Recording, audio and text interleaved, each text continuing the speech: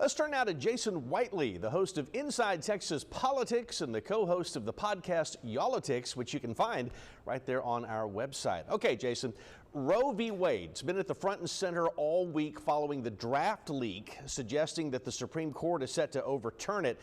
I got to know, how might that attention now affect pro-life candidates here in Texas, and especially as we're headed into this month's primary and maybe even in the general in November? Yeah, Mike, good to see you again. Number one, I think it's going to affect both pro-life and pro-choice candidates probably equally here. It's going to be a boon to both. You know, Republicans can really campaign on the fact that, hey, we've been fighting this for 49 years, and finally we're getting justice. We're getting this revoked. On the other side, Democrats will be able to campaign on just the complete opposite of that. Hey, the Supreme Court, a conservative majority there, are revoking rights. Here's what's interesting, though. A poll from UT says most Texas voters support abortion in some form or fashion.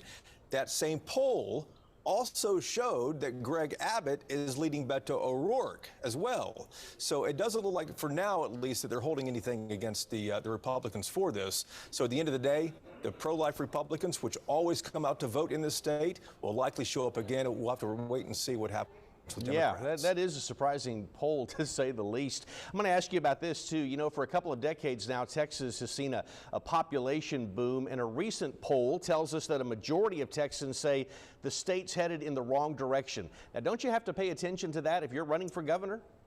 Yeah, you certainly do, and who wouldn't, right? I mean, this is the same poll we referenced just a moment ago, too, and it's fascinating because we've all watched Republicans over the last 20 years really brag and take credit for successfully growing business in this state. More business equals a better economy, equals a larger population. But the UT Politics Project, which did that same survey, also discovered that a majority of Texans say, all right, it's kind of enough is enough right here. They don't like where this is going. Texas has one of the highest property rates in the entire United States. There are a number of other issues going on here. Our politics in Texas are more divided than ever. And as I mentioned a moment ago, that same poll showing Greg Abbott remains in the lead. He's 11 points ahead of Beto O'Rourke. So, you know, once again, voters don't seem to be taking that out on Greg Abbott, at least right now. All right, Jason, thanks again for the time. And don't forget, folks, you can see Inside Texas Politics right here on KIII every Sunday morning at 5.